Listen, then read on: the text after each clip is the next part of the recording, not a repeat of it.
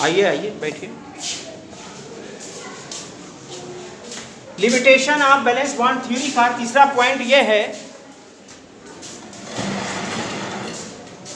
कि जैसे मीथेन है, ये मीथेन में 4 बॉन्ड आप देख पा रहे हैं, सारे स्टूडेंट देख पा रहे हैं, ये 4 बॉन्ड है।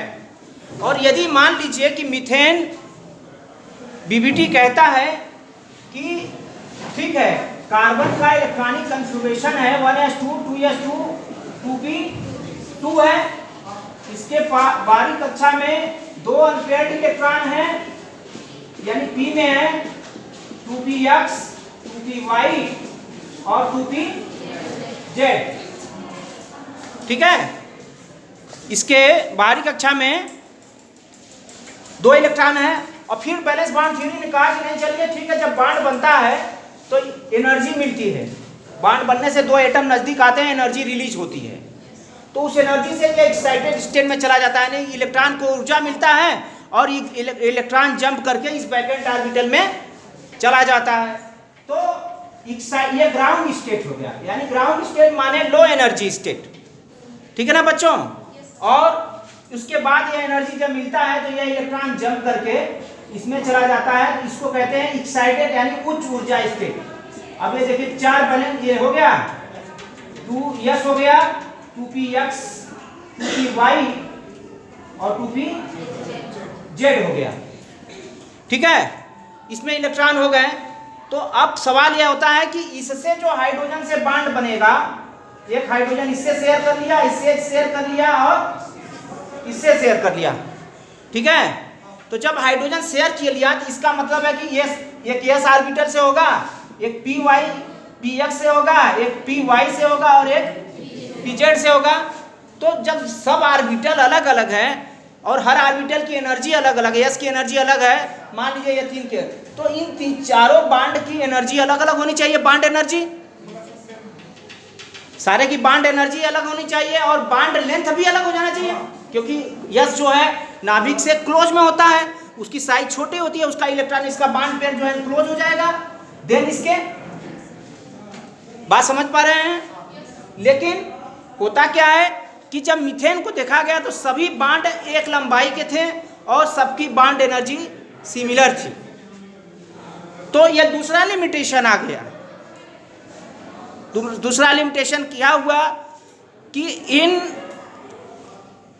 मल्टीपल बॉन्डिंग, यानी कि कोई भी एलिमेंट जब मोर देन अनपेयर्ड इलेक्ट्रॉन के बराबर बॉन्ड बनाता है तो उसके जितने बॉन्ड होते हैं सब एक जैसे होते हैं, बॉन्ड लेंथ और बॉन्ड एनर्जी में, जबकि बीबीटी के अनुसार अलग अलग होने चाहिए। इस बात का भी एक्सप्लेनेशन बीबीटी नहीं कर सका। देखिए ये कहानी आती है, टर्निंग लेती है ना, तो फिर ये बात होता है कि कोई थ्योरी दूसरा आए जो इस बात को समझा सके। तो इस दूसरे पॉइंट को लिखेंगे आप लोग। ये बात हो गया कि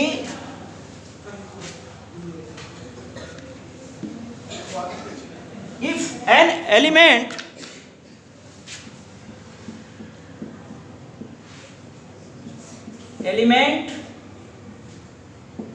for more than unpaired electron bond as in C atom, then all bonds are equal energy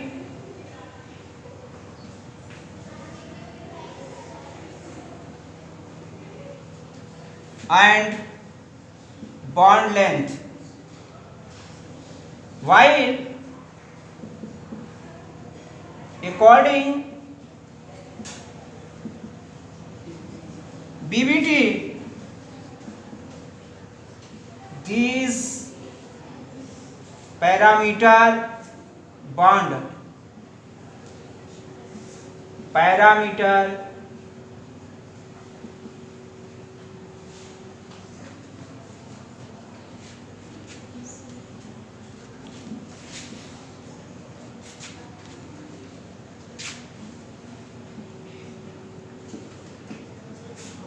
should be different. Different should be का मतलब होना चाहिए, है ना, जबकि ये बॉन्ड पैरामीटर डिफरेंट होना चाहिए।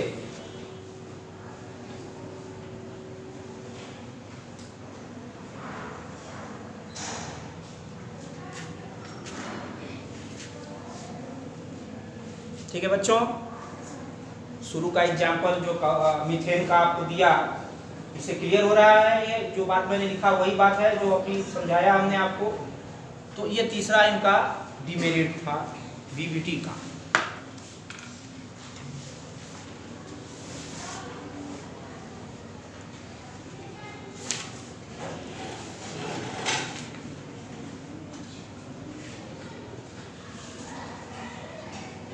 BL का मतलब बॉन्ड है।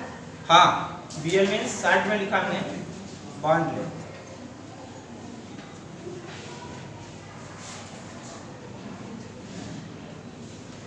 तीसरा, चौथा, आइए अब चलते हैं। नोट कर लिया सारे स्टूडेंट ने? Every student should note. Okay, आगे बढ़ूं मैं। चौथा नंबर देखिए क्या होता है। यहाँ लिख दीजिएगा एज इन CH4 लिख दीजिएगा, ऐसे लिख दीजिएगा एच एच एच एच, ठीक है ना। सभी बॉन्ड का एनर्जी जो है and length equal. All,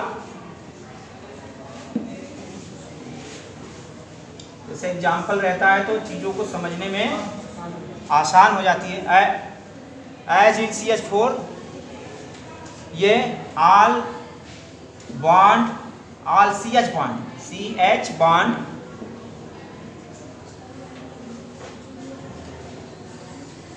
bonds BL and BE, समझ पा रहे हैं ना।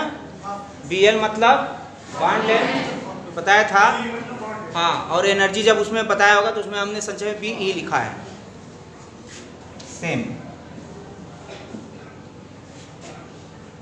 सेम है, जबकि अलग होना चाहिए था। वो S से बनेगा, वो P से बनेगा, स्वाभाविक है, आप भी सोच सकते हैं। आगे चलिए।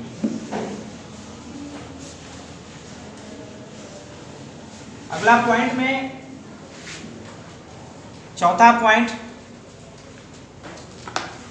कोऑर्डिनेट बॉन्ड की बात हम कर लेते हैं थोड़ी सी। कोऑर्डिनेट बॉन्ड कोवैलेंट बॉन्ड की तरह होता है, लेकिन साझे का जो इलेक्ट्रॉन होता है केवल एक एटम के द्वारा दिया जाता है, दूसरा एटम केवल भाग लेता है। जैसे अमोनियम आयन में, अमोनियम आयन में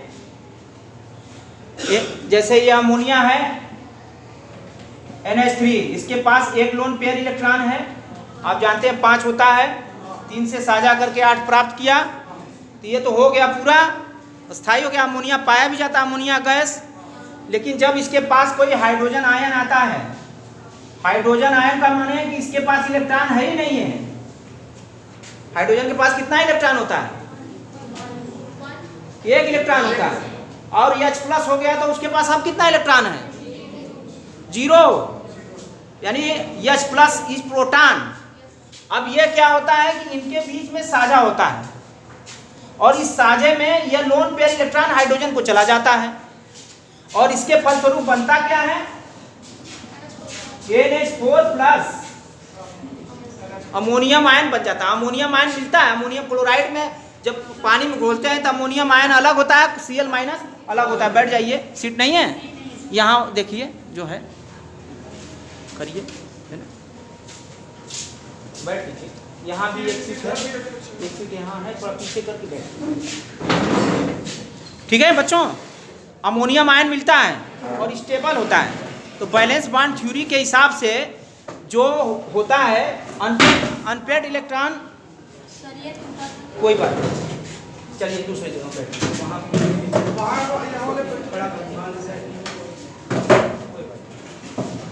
कैसे टेबल देते हैं। ठीक है बेटा, तो बैलेंस बॉन्ड थ्योरी के हिसाब से नाइट्रोजन के पास लोन पेयर इलेक्ट्रॉन है अनपेयर्ड इलेक्ट्रॉन नहीं है। अब आप देखिए कैसे, ये नाइट्रोजन में आप देखिएगा 1s2 2p3 है, सॉरी 2s2 2p3 है ना? सब लोग देख पा रहे हैं कि नहीं? तो 2p3 है जब, तो इसका इलेक्ट्रॉनिक कन्फिग्रेशन आप करिएगा नाइट्रोजन का, तो 2s2 में तो 2 इलेक्ट्रॉन आप भरिएगा, ये 2 इलेक्ट्रॉन, और 2p3 में आप कितना इलेक्ट्रॉन भरिएगा? सिंगल सिंगल, एक इलेक्ट्रॉन इसमें, एक इलेक्ट्रॉन है 2px 2py 2pz, यानी कि इसको सामूहिक रूप से आप लिखेंगे 2p3, यही ना लिखेंगे आप?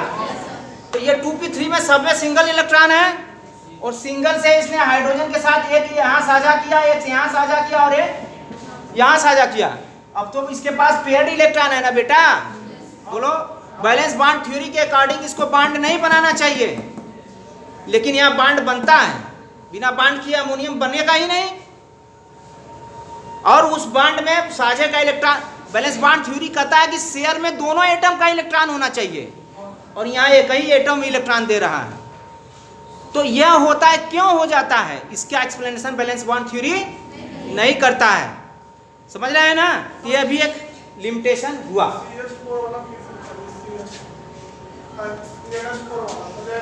ये देखिए, अब देखिए होता क्या है कि ये 3 अमोनिया बना, 3 हाइड्रोजन जुड़ा, इससे बना क्या? इससे बना क्या? यन ये एच बना। क्लियर हुआ? अब ये स्टेबल हो गया। क्यों? क्योंकि नाइट्रोजन के बाहरी कक्षा में 8 इलेक्ट्रॉन हो गया ना।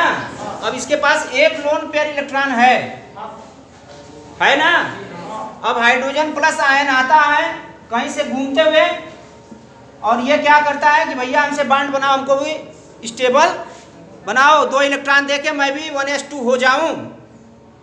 तब यहाँ पर होता है बॉन्ड, और यह बॉन्ड में कहता है मेरे पास इलेक्ट्रॉन है, मैं तो इलेक्ट्रॉन नहीं करूँ, केवल शेयर करूँगा। तो इलेक्ट्रॉन जो है यह नाइट्रोजन का, ये जो 2 लोन पेयर इलेक्ट्रॉन है, यह H+ के साथ बॉन्ड बनाता है। और यह यहाँ पर मैं लिख देता हूँ, यह N नहीं है, NH3 है। ठीक है? इस बॉन्ड में आप देखिए इलेक्ट्रॉन का ये केवल पार्टिसिपेट करता है H+, और नाइट्रोजन का है साझे में, दोनों इलेक्ट्रॉन साझे का नाइट्रोजन देता है। तो दिस इज द रूल के खिलाफ हुआ कि नहीं? बैलेंस बॉन्ड थ्योरी कहता है कि कोवैलेंट बॉन्डिंग में साझे का, हाँ, साझे का इलेक्ट्रॉन दोनों एटम, यानी साझे में जो इलेक्ट्रॉन होता है वो दोनों एटम के द्वारा दिया जाता है, बट इसको कोऑर्डिनेट बॉन्ड कहते हैं। उप सब्जेक्ट पढ़ाएंगे ना, तो अभी जान लीजिए कि ऐसा बॉन्ड जो इलेक्ट्रॉन के साझे से बनता है, परंतु साझे का इलेक्ट्रॉन कोई एक एटम देता है, दूसरा केवल, तो उसको कोऑर्डिनेट बॉन्ड कहते हैं। तीसरा प्रकार है, हमने 3 प्रकार पढ़ाया था केमिकल बॉन्डिंग में, तो ये दूसरा वाला चला है। दूसरा वाला ब्रॉड है, तीसरा वाला कहीं कहीं मिलता है, इसलिए छोटा साइज की डिफिनेशन है।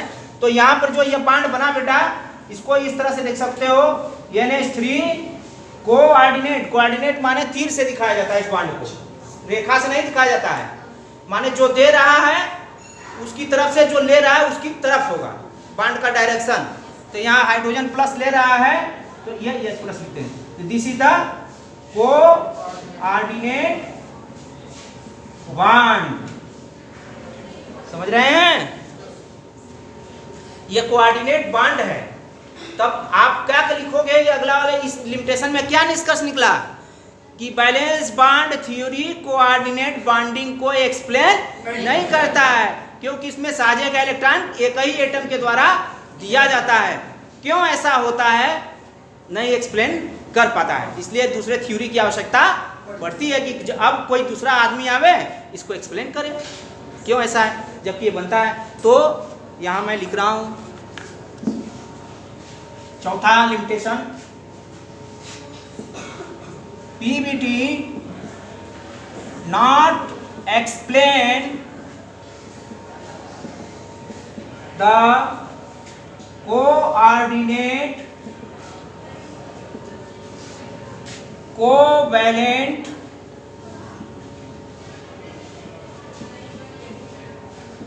bond in which both electron of bonds given by one atom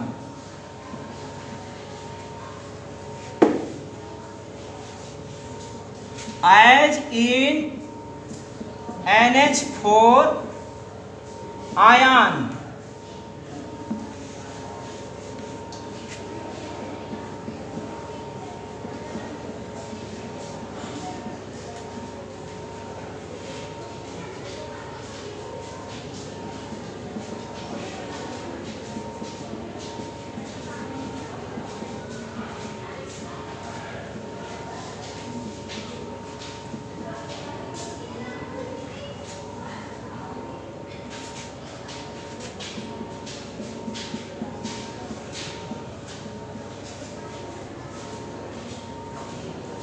यह है लिमिटेशन नंबर 4।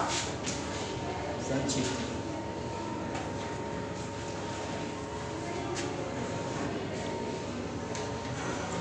और एक बहुत ही अच्छा लिमिटेशन आपको मैं बताता हूं, ऑक्सीजन के बारे में। लिख लीजिए, बता रहा ये सब इतनी चीजें फंडामेंटल आपको बता रहा हूं, बहुत लॉन्ग टाइम तक काम करेगा। सारी चीज़ें जो समेटा है हमने एक जगह ला करके इसको, तो आपको आपके ज्ञान में वृद्धि और लॉन्ग टाइम में यूज आएगा। एक ऑक्सीजन की बड़ी इंटरेस्टिंग बात बता रहा हूँ, ऑक्सीजन की नेचर। आप लोग पैरामैग्नेटिक और डाईमैग्नेटिक का नाम सुना है? पैरामैग्नेटिक वे पदार्थ होते हैं जिनमें अनपेयर्ड इलेक्ट्रॉन होता है, और वो मैग्नेटिक फील्ड में जो होते हैं किसी एक तरफ आकर्षित होते हैं। जैसे लोहा है, क्या है, इसके अनपेयर्ड इलेक्ट्रॉन होते हैं। आयरन में आप देखिएगा इलेक्ट्रॉन D6, 4 अनपेयर्ड इलेक्ट्रॉन आपको पढ़ा रहे थे तो बताए थे कि Fe में कितने अनपेयर्ड इलेक्ट्रॉन हैं। तो वुंड रूल से आप लोग भरे थे D6 में, तो आप देखिएगा 4 अनपेयर्ड इलेक्ट्रॉन आया था। तो दैट इज पैरामैग्नेटिक, माने ये मैग्नेटिक फील्ड में यदि रखा जाएगा तो मैग्नेट से विचलित होंगे, यानी डिफ्लेक्शन होगा, इधर उधर मैग्नेटिक फील्ड में दौड़ेंगे। इसका बुरादा छोड़ देंगे, चुंबक ऐसे से घुमाएंगे तो उसके साथ एक्टिविटी मतलब कुछ ना कुछ इंटरेक्शन करेगा, आपको कोई परिवर्तन दिखाई पड़ेगा। वही प्लास्टिक का टुकड़ा रख देंगे, नहीं होगा, बिकॉज दैट इज डाईमैग्नेटिक। इसमें सारे इलेक्ट्रॉन पेयर्ड होते हैं। तो ऑक्सीजन में अनपेयर्ड इलेक्ट्रॉन तो है नहीं हिसाब से, देखिए। लेकिन ऑक्सीजन को मैंने देखा है, लिक्विड ऑक्सीजन को जब आप परखनली में ले लीजिए और ले करके उसके दोनों तरफ मैग्नेट लगाइए, चुंबक जैसे बच्चे खेलते हैं, यानी मैग्नेटिक फील्ड जनरेट कीजिए। तो जब चुंबक परखनली में ऊपर ले जाएंगे तो ऑक्सीजन का जो ड्रॉप है यानी लिक्विड है वो भी ऊपर चला जाएगा, गोला सा कंची की तरह, और नीचे मैग्नेट लाएंगे तो वो भी नीचे आएगा। समझ रहे हैं? यानी कि जो ऑक्सीजन की स्वभाव है वो पैरामैग्नेटिक है, जबकि बैलेंस बॉन्ड थ्योरी के हिसाब से ऑक्सीजन में कोई इलेक्ट्रॉन अनपेयर्ड नहीं होता, ये डाईमैग्नेटिक है। तो इसकी भी एक्सप्लेनेशन जो है बैलेंस बॉन्ड थ्योरी नहीं करता है। जब हम मॉलिक्यूलर ऑर्बिटल थ्योरी पढ़ाएंगे ना तो उसमें आ जाएगा, क्लियर हो जाएगा। तो आपको लिखना होगा BVT not explain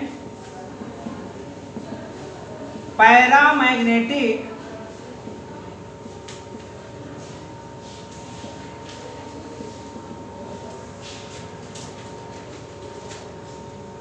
nature of O2 molecule according to BVT, O2 is diamagnetic.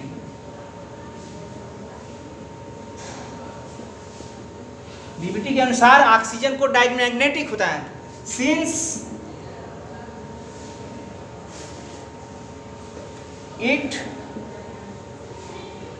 don't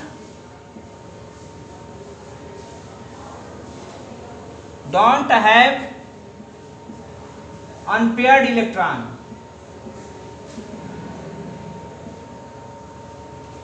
but in actual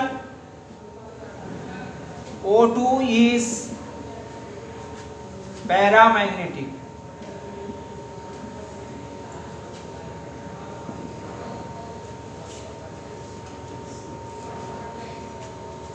ये ऑक्सीजन है और ऑक्सीजन के बाहरी कक्षा में 6 इलेक्ट्रॉन होता है, 2 2 4। और ये देखिए ये दूसरा ऑक्सीजन है, इसमें भी 2 इलेक्ट्रॉन है, 2 इलेक्ट्रॉन है। और यहाँ पर आप देखिए बॉन्ड में भी 2 इलेक्ट्रॉन है, यहाँ भी 2 इलेक्ट्रॉन है। All bond pair, all electron is pair.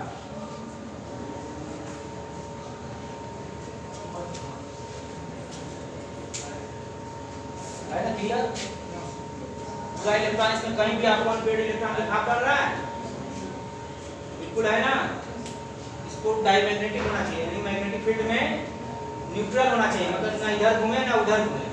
लेकिन एक्चुअल में ऑक्सीजन जो होता है पैरामैग्नेटिक होता है, यानी मैग्नेटिक फील्ड में डिफ्लेक्ट करता है, नचता है। चुंबक जैसे मैं आयरन नहीं, आयरन का टुकड़ा रख दीजिए, अगर चुंबक रखिए, जिधर चुंबक नहीं आएगा उधर टुकड़ा भी है। वैसा ही लिक्विड ऑक्सीजन, गैस में तो नहीं कर देख पाएंगे इसको, लेकिन लिक्विड स्टेट में इसको आप देख पाएंगे। और सॉलिड ऑक्सीजन बनाना तो काफ़ी लो टेम्परेचर में हो जाएगा, तो वो नहीं होगा, लेकिन लिक्विड नाइट्रोजन जब ये किया जा सकता है।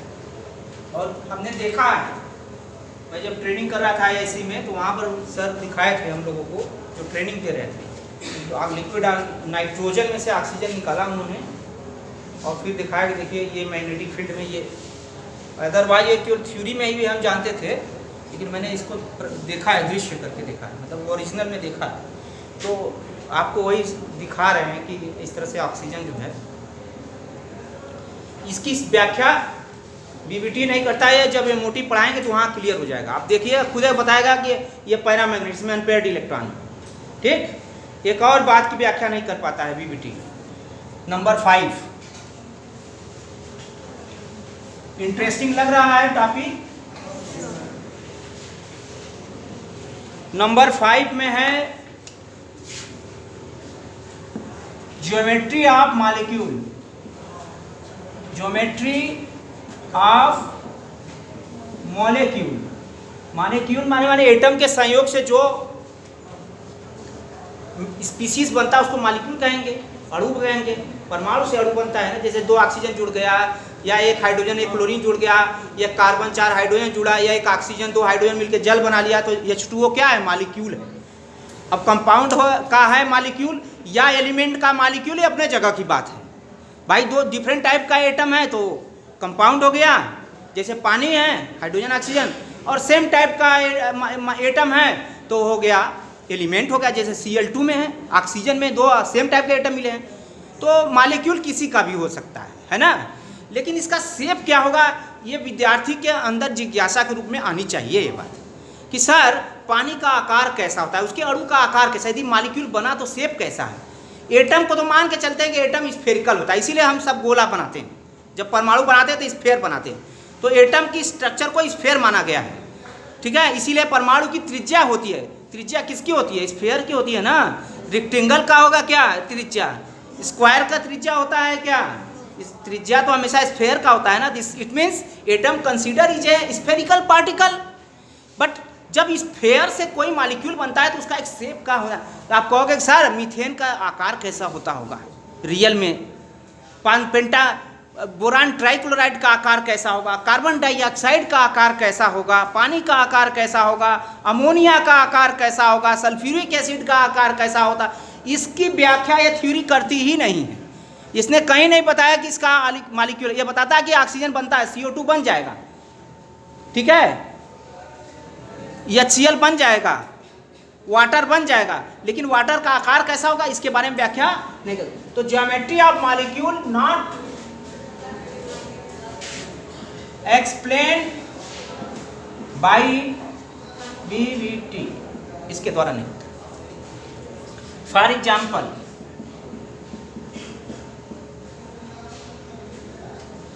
H2O मॉलिक्यूल फॉर्म बाई, हाँ बता रहा हूँ बस उसी पर आना ही है हमको। Form by SHARING, sharing of electron between O and 2H atoms,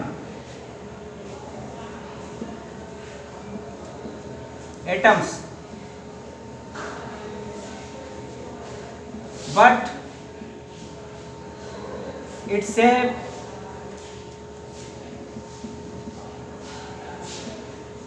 is not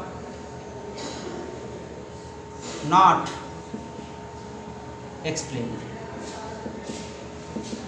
अब देखिए ये ऑक्सीजन है, ये हाइड्रोजन जुड़ा, ये दो साझा हुआ, लेकिन ये दोनों जुड़े तो जरूर, लेकिन इनका आकार क्या होगा, शेप क्या होगा, ये क्वेश्चन मार्क हो गया।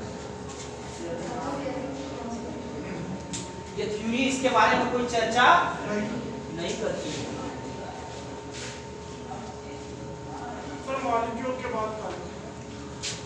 For example H2O molecule form, FORM है, form by sharing of electron between O and 2H atoms, but its shape is not explained। तो इसका आकार कैसा होगा, बन तो गया बॉन्ड, कह देगा भाई साझा बॉन्ड, एक ऑक्सीजन दो हाइड्रोजन जुड़ गए आपस में, लेकिन ये जुड़े तो इसका शेप क्या बना, कोई संरचना जब बनती तो उसका कोई ना कोई एक स्ट्रक्चर फेस में आता है। 2H atoms, but its shape is not explained। ठीक है ना।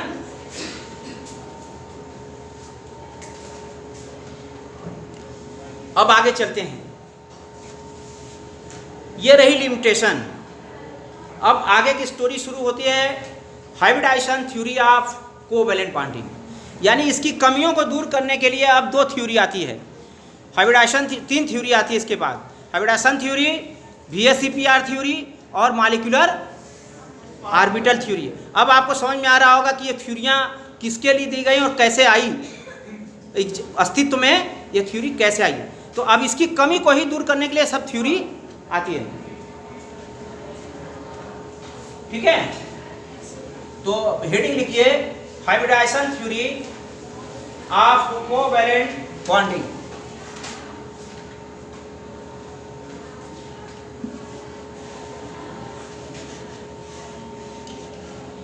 बहुत इंटरेस्ट के साथ पढ़िए आप लोग, पूरी बात आपको समझ में आ जाएगी। ठीक है ना, इसलिए हमारा थीम ये है कि विद्यार्थी के मन के अंदर से रसायन की डर जो है निकल जाए और विषय जो है आपको रुचि पैदा हो जाए, और होगा ही जरूर। मेरी उम्मीद है, आशा है कि आप जो है रसायन विज्ञान को लाइक करेंगे। मैं लिख रहा हूं hybridisation theory of covalent bonding, ये है विषय। अगला थ्योरी है, यह कोवैलेंट बॉन्डिंग की ही थ्योरी है बेटा। इसको पाउलिंग ने 1931 में दिया था। पाउलिंग साहब ने, ये साइंटिस्ट थे जिन्होंने इस थ्योरी को डेवलप किया था, पता किया था इन 1931 की स्टोरी है ये। पाउलिंग कहाँ के वैज्ञानिक थे? अभी क्लियर नहीं है, मैं बता दूंगा। Give me time, I will tell you. अब देखो, जब इन्होंने पूछ दिया साइंटिस्ट के बारे में, तो वैज्ञानिक ही हमारे आधार हैं, हमारे ईश्वर हैं, इसलिए कि उन्हीं की थ्योरी को हम पढ़ के विद्वान बनते हैं। ये थ्योरी हमने नहीं डेवलप किया, ना किताब लिखने वाले ने डेवलप किया है।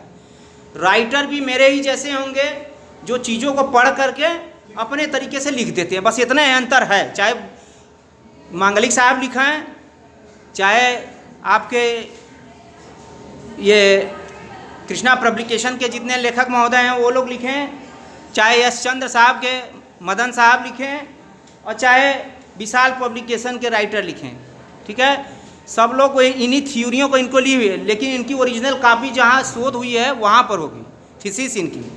तो हर वैज्ञानिक ज़्यादातर अभी तो नोबेल प्राइज़ दिया है केमिस्ट्री में, ये 2 ठो USA के हैं और 1 ठो जो कनाडा के कहाँ के हैं, अभी सर ने हमको व्हाट्सअप किया था, तो ये चीज़ों पर तो ज़्यादातर जो डेवलप कंट्री हैं ज़्यादा इस पर काम करते हैं। इससे पता चलता है कि हम लोग बहुत काम नहीं कर रहे हैं, हम उनकी सर्च को ही यूज़ कर रहे हैं।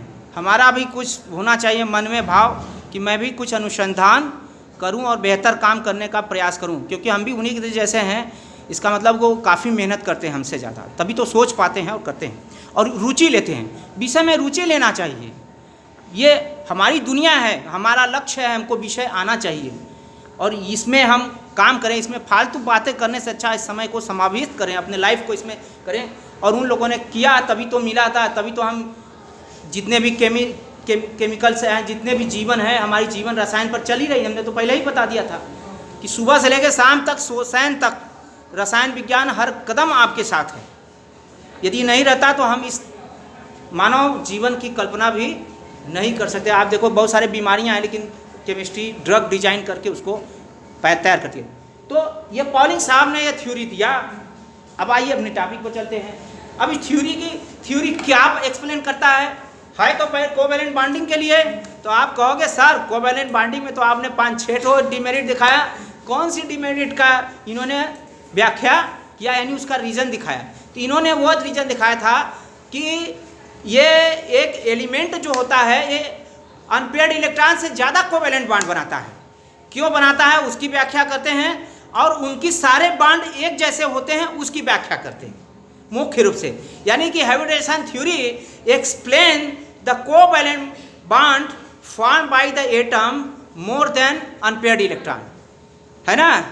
क्यों, कैसे बनता है, and equal strength of that covalent bond. Example के तौर पे कार्बन के द्वारा 4 बॉन्ड बनाया जाता है, जबकि जो कि उसमें पाए जाने वाले 2 अनपेयर्ड इलेक्ट्रॉन से ज़्यादा है। इसकी एक्सप्लेनेशन करते हैं और ये चारों बॉन्ड एक ही ऊर्जा के होते हैं, उसका व्याख्या करते हैं। समझ में आया बात, हमारी बात समझ पा रहे हैं कि हाइब्रिडाइजेशन थ्योरी किन बात का व्याख्या करता है।